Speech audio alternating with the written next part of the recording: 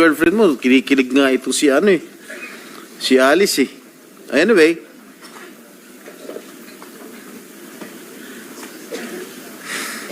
Alice, nakapunta ka na ba sa Happy Penguin?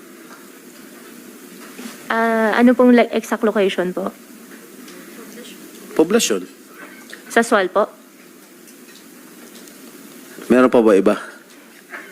Your Honor, hindi ko po kasi alam kung ano yung... Oswal. Meron po ako napuntahan po na isang resort po. Pero nung time na yun, wala pa naman pong pangalan ako nakita. Anong ginagawa mo dun? Binibisita mo boyfriend mo? Unang-una po, hindi ko po boyfriend si Mayor Dong. Pangalawa po, pumunta po ako para mamasyal po. Sino kasama mo? Sino kasama mo nung pumunta ka sa Sual? Wesley po. Wesley, kapatid mo. Ano ginawa niyo ron? Bakit ka pumunta sa Sual? Inibitahan ka ni Mayor Dong? Hindi po, umikot lang po kami. Kaya Tapos, nga, paano mo nga nalaman na may resort doon? Inibitahan ka ni Mayor Dong? Hindi po, magkikita nyo naman po eh. Magkikita naman po. Hindi, ano? Magkikita naman po. May ginagawa kasi that time na parang A-house po, A-frame na house po. Tiniknan lang po natin. Alright, nung pumunta ka ron sa resort, magkakilala na kayo ni Mayor Dong?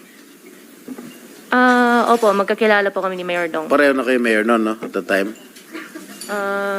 That time po, opo. Ha? Opo. Wala pa kayong matamis na pagtitingin na nun? Your Honor, wala po kami dalawa relasyon. Okay. Okay. Information obtained disclosed that sometime in 2022, there was a vessel aground in the vicinity of Sual waters. Correct? And said vessel has Chinese passengers who was then transported to Bamban, Tarlac, Pogo Hub using two buses owned by the municipality of... Hello po mga ka-viral, welcome back to this YouTube channel. Latest update na bunyag na ang mga sekreto na matagal na pinakakaingatan ni Mayor Dong Kalugay ng Sual, Pangasinan. Hinggil sa lahat ng mga negosyo nito at pakikipagsabuatan kay Alice Go. Kung paano niya ipinangalan sa ibang tao ang iba pang mga negosyo upang hindi matunton na siya ang totoong may-ari. Nabuking din na binilhan nito si Alice Go ng mamahaling helicopter upang parigalo upang makuha nito ang loob ng dismissed mayor ng Bamban, Tarlac. At sa ngayon ay nandoon di umano ang helicopter sa isang lugar sa Pangasinan. Napag-alaman din na mayroong helipad ang Happy Penguin na isang resort na pagmamayari din ni Mayor Dong Kalugay. Sa ngayon, ang asawa nito ay galit din umano kay Kalugay dahil nabistunan niya ang ginawa sa kanya ng alkalde at ang relasyon nito kay Alice Go. Una nang napabalita na umutang pa di umano si Kalugay ng malaking pera sa bayan ng Sual upang ipasok sa Pogo sa Bamban. Narito ang nakakagulat na nadiskubre ng Senate Committee sa koneksyon ng Mayor Kalugay kay Alice Go at sa lahat nitong mga negosyo at ari-arian. Revealed that there has been a rumor circulating in their town that Kalugay, as mentioned by Senator Joel Villanueva earlier, pawned the town of Sual for 1 billion pesos. 1 billion pesos pa nga. Accordingly, he used some of the money to buy a helicopter which he gave to Go as a gift to impress her. Gano'n ko totoo? Hindi po totoo po yun, Your Honor. At least sinasabi ko yung nag-gather ng intelligence unit natin, ha? SP Pro Tempore, if I may Yes. interject. Kaugnay nung tanong Mayor ni SP Pro Tempore, gusto ko pong humingi sa CAAP ng flight records ng helicopters na associated kay Go Huaping, pati yung black box recordings ng mga ito. Andito ba ngayon si Director Tamayo or ibang kinatawan ng CAAP? Wala CAAP. Okay. So magko-communicate na lamang po ang komite sa CAAP para dun sa black box recordings at ano pang flight records ng mga choppers kaugnay ni Go Huaping. Salamat, SP Pro Tempore. Thank you, Madam Chair. At madalas makita yung mga pick-up vehicles ng Municipality of Sual na may stickers ng Municipality of Sual dun sa Municipality of Bamban. Ano ginagawa ng iyong mga service vehicles ng Sual dun sa Bamban?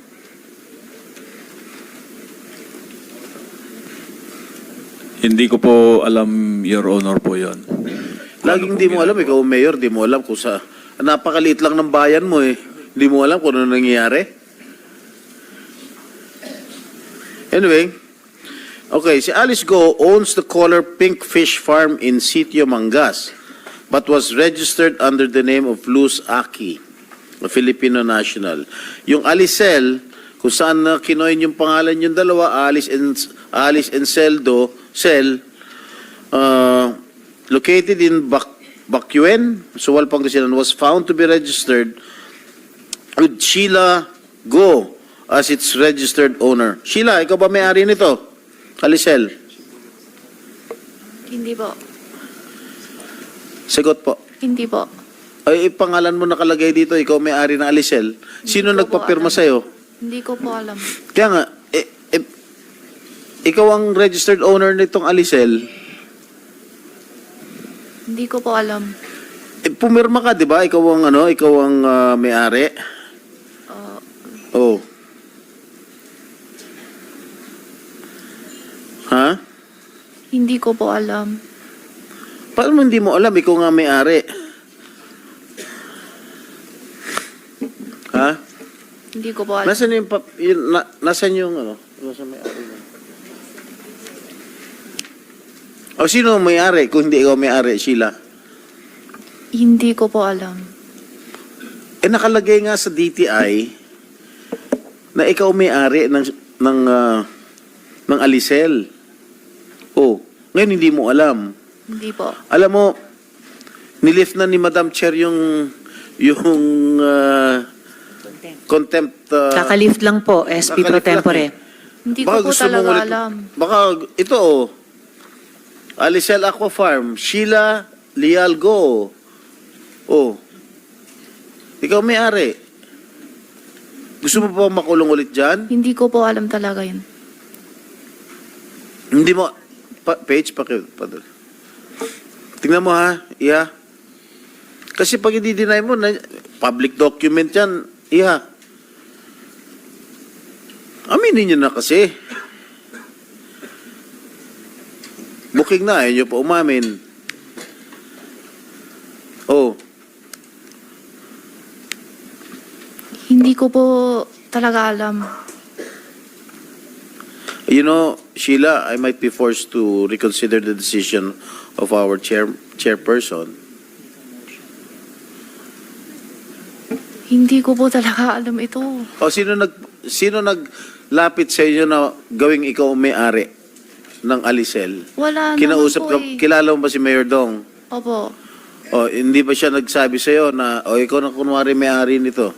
Hindi po eh. O si Alice Go? Hindi din po. Paano napunta yung pangalan mo dyan? Hindi ko po alam talaga. That is a public document that we've shown you earlier. Paano na? Hindi ko po talaga alam Ha? ito. Ano? Hindi ko po alam. Okay. Accordingly, alam mo, naawa na rin ako sa'yo eh. Nahawa ka na sa pagsisinungaling nila. Gusto mo bang... Hindi ko po Gusto mo talaga ba tumagal? alam. Alam mo, na-lift na nga yung contempt order sa'yo eh. Tapos, nagsisinungaling ka pa. Ilang Hindi araw ko ka na po kulong, talaga alam, ilang araw sir. ka na nakulong dito sa Senado? May 2 Hindi ko linggo, sure. 3 linggo? Gusto mo ba madagdagan? Magre-recess na kami. Hindi ko po talaga alam yan, sir. Aminin mo lang kasi yung totoo. Hindi ko po talaga alam paano ko aminin. Kaya nga, sino ang nag-udyok sa'yo Wala po eh. na maging may-ari nitong Alicel, itong Alicel Aqua Farm? Wala po.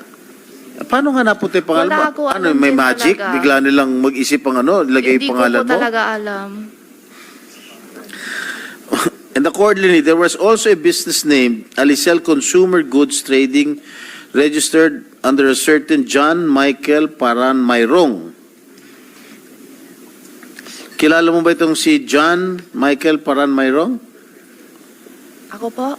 Si John Michael Paran Mayrong, kilala mo? Hindi po. Alice Go, kilala mo? Hindi po. Mayor Dong, Kilala mo itong John Michael Paran Mayrong? Hindi ko po kabisado, Your Honor. Kukuha po ako ng copy para po dyan. Your Honor, Okay. at mag-produce po kami. Sinabi mo rin kaibigan ng anak mo, itong John Michael Paran Mayrong? Hindi po, Your Honor.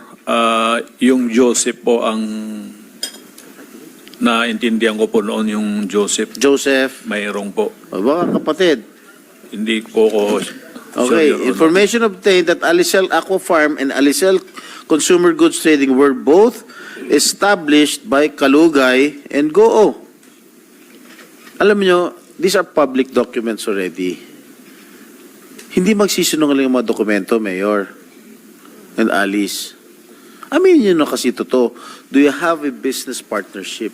Yun lang ang gusto namin. Wala kaming pakialam kung magnobyo at nobya kayo. We don't care a bit. We want to establish your partnership if indeed these corporations are used for money laundering activities. I don't care. Si Madam Chair won't care if you have a relationship. Puso naman yun eh.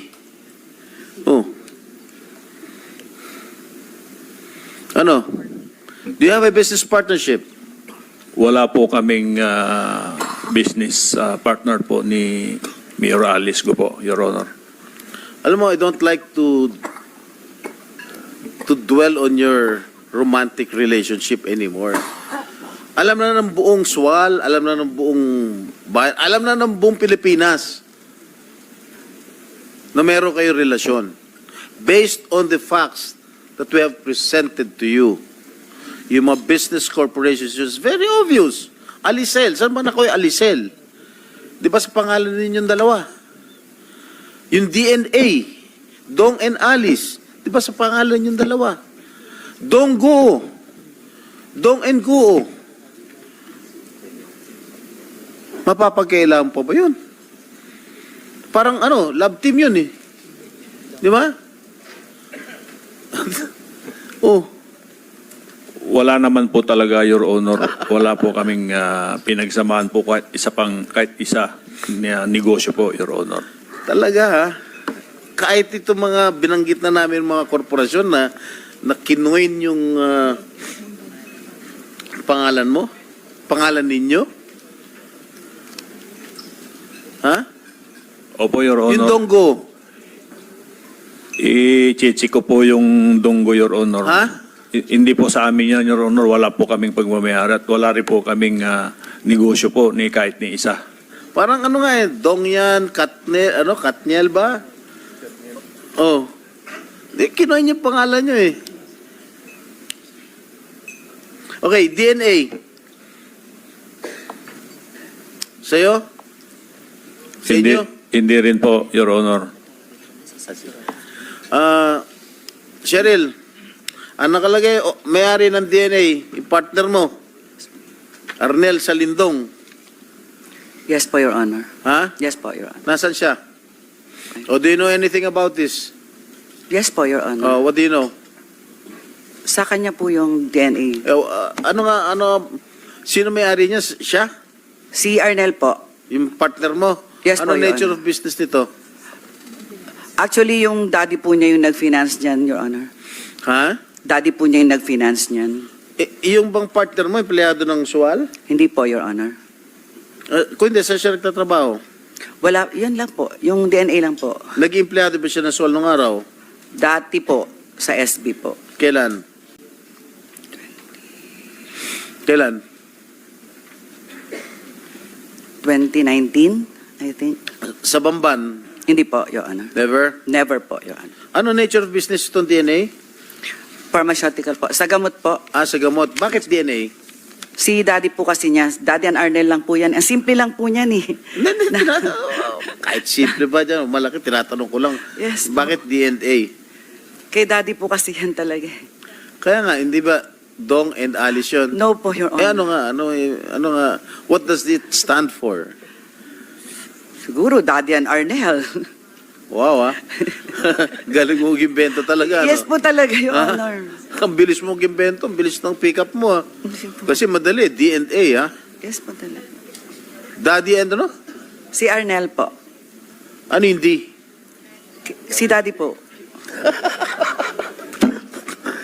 Anak ng patola, saan tayo pupunta dito? Madam, since I move that we extend this hearing to another day, kasi marami pa akong tatanong and because of lack of material time, marami akong magtatanong. Andiyan si Senator Bato, Senator Win, at si Senator JV. Sana magkaroon ulit tayo ng isa o dalawa pang hearing that marami pa ho tayong kailangan tanungin sa ating mga resource persons. Maraming salamat, Madam Chair. Maraming salamat din po, SP Pro Tempore. Totoo, marami pang tanong at may ilan pa dyan na nagsasakit-sakitan pa. So we will do that, SP Pro Tempore. Ngayon, just before I recognize Senator De La Rosa, one quick question sa CAAP kay Attorney Joy Gabriel. Meron po ba kayong flight records at saka yung black box recordings ng mga helicopters na related kay Guo Huaping? Madam Chair, we already coordinated this with the concerned services. We will get back on you on that, but we will comply, Madam Chair. Thank you very much, Attorney Joy Gabriel. You have the floor, Senator De La Rosa. Thank you, Madam Chair. In relation to your question, Madam Chair, may we know from CAAP kung nasa custody ba nila itong sinasabing helicopter? Nasa inyo yan? Attorney Joy Gabriel. The helicopter, I believe, is not under our custody, but we've already annotated the freeze order of the Court of Appeals on the certificate of registration of the helicopter of Ms. Guo. So indeed, it is really existing unit. Meron talaga yan. Yes, Madam Chair. Ms. Guo owns a we did find a helicopter under Ms. Guo's name in our registry. Thank you. Salamat. Madam Chair, I just would like to go back to my opening statement para kay General Raul Villanueva. Yeah, you're around. According to PNP CIDG Chief, Police Major General Leo Francisco, kayo raw ay umamin na ang inyong sinabi sa Senate hearing last week ay purely rumors lang. Is it correct? General Villanueva. Good afternoon, Madam Chair. As I have stated last Senate hearing, Madam Chair, that I considered it as rumor. In fact, I dismiss it as rumors because I don't have any confirmation at all. I don't have any verified data because as of now, PAGCOR is very much concentrated on running after or helping our law enforcement agencies in running after the big pogos in the provinces. So, narinig mo ba yung binasa ko kanina na statement coming from the Council of Chiefs? Yes, Your Honor. It's just unfortunate, sir, na hindi pa confirmed tong mga initial information. That's why unconfirmed information is considered not an intelligence data, not actionable at all. Therefore, it is not yet valid. Correct. I agree with you. But then I think you should agree with me also that informations as sensitive as what you have offered to this committee should be taken seriously by the source of the information. Dapat you should have gained a lesson learned from the previous hearing that whenever meron tayong information na unvalidated, ay dapat hindi natin basta-bastang i-share dito sa publiko because it will ruin the reputation of other people na pwedeng mamalain sa information na inilabas mo. Am I correct? Correct, Your Honor. That's why we defer it to the CIDG. Actually, yesterday I am talking with the CIDG because these are raw information only. I don't have any confirmation yet. Especially now that I hold in respect yung mga chief PNP natin. Kasi parang AFP din yan, sir. Galing akong AFP. Ang mga chief PNP natin, parang mga chief of staff natin. Kadamihan sa kanila naman kilala ko. And I know they have their own legacies in running the PNP. Kadamihan naman ng mga chief PNP, ang iniisip na lang yung mga legacy programs niya to improve the PNP institution. Kaya medyo hindi ko na ito pinansin mabuti, Your Honor, kasi wala akong basis na, wala pa akong mga verified information regarding this. Kaya I qualified it earlier in the last Senate hearing na raw information to, walang, I don't want to put malice on our chief PNPs. I'm sorry kung yan ang paka-interpret ng mga chief PNPs natin, but I hold them in respect because each of these chief PNP has their own legacy in the PNP institution. So at least when you say you're sorry, does that mean to this committee that you're already issuing a public apology?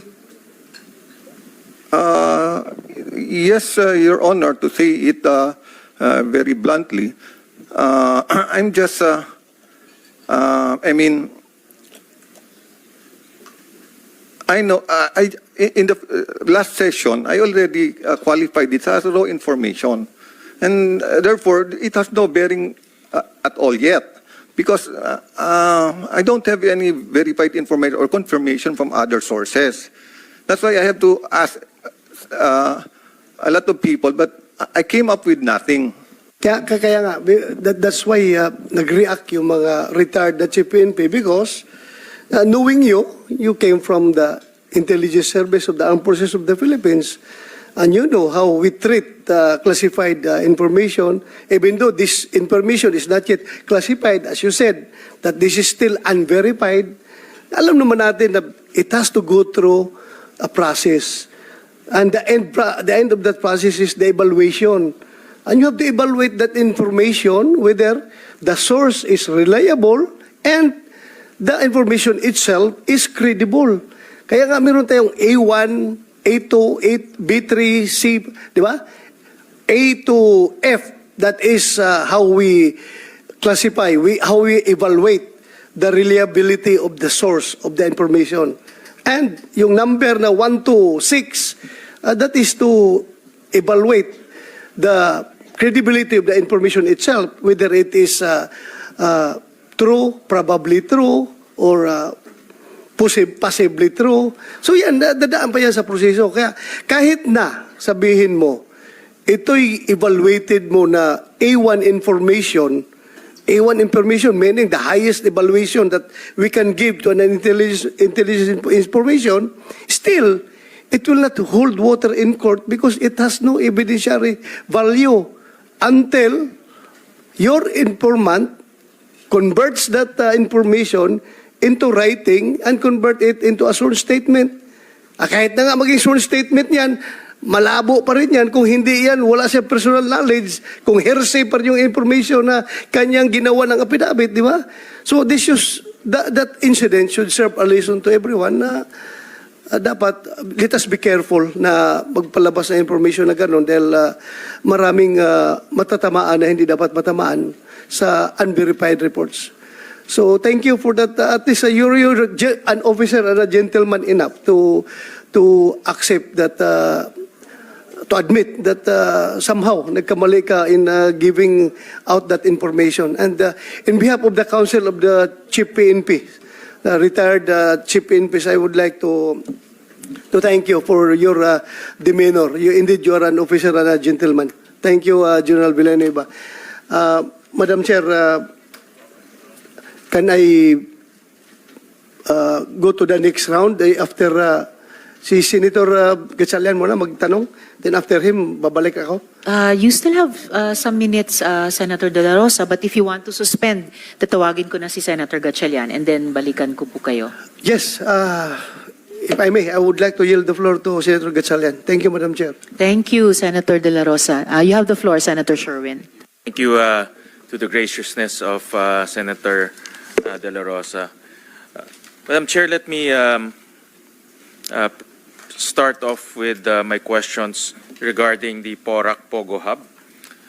This is also equally important, and the size and the criminality, in fact, yung criminality na nangyari sa Porac mas grabe pa sa lahat na nakita natin dahil nung lumulusob yung PAOK at that time, meron pa silang nakukuhang mga victims na nakatali sa bed frame, nakatali sa bintana, yung iba, yung mga sugat ay fresh pa. So makikita natin doon na talagang nangyayari yung torture, illegal detention, human trafficking sa Porac Pogo Hub. At gusto kong i-direct yung aking mga katanungan kay Cassie dahil siya yung sa mga papeles na nakita namin kay Cassandra, sentro siya sa mga papeles na nakita namin at sentro siya sa pangyayari dito sa Porac Pogo Hub. So, umpisahan ko, Cassie, ilang taong ka na ngayon? 24 po, Mr. 24 Chair. ka na ngayon. At nakita ko sa mga dokumento nung nag-umpisa ka maging involved sa Porac Pogo Hub, ilang taong ka na nun? You mean sa Pampanga po? Sa Porac, ilang taong ka nung naging involved ka doon? Hindi naman to self-incriminating kasi tao. I'm sure alam mo na, ilang beses ka na pumunta sa house, so alam mo na yung pwedeng sagot, ano yung hindi pwedeng 19 sagot. po. 19 nung naging involved ka sa Porac Pogo Hub. At ano ang position mo doon at 19 years old?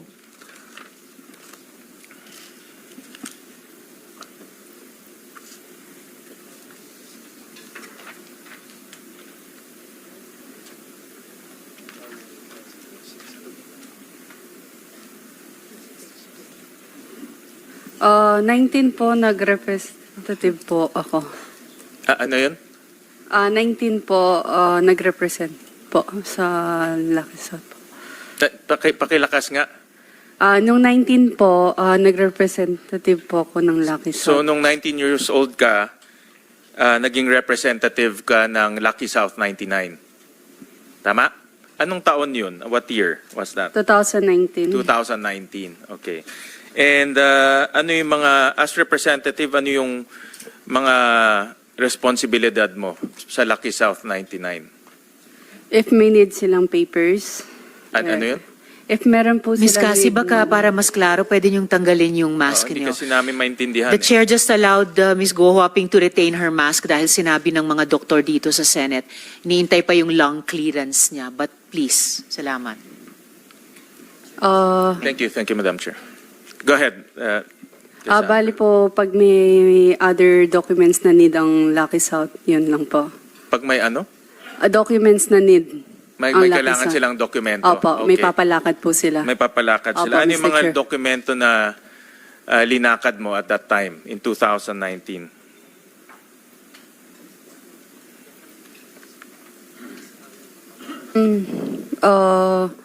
Meron pong lono.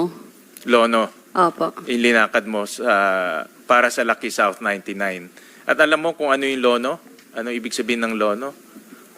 No objection po. Letter of no objection. Yes, So po. ibig sabihin pag binigay ito ng LGU, pwede na mag-operate yung pogo sa lugar na yon. Tama?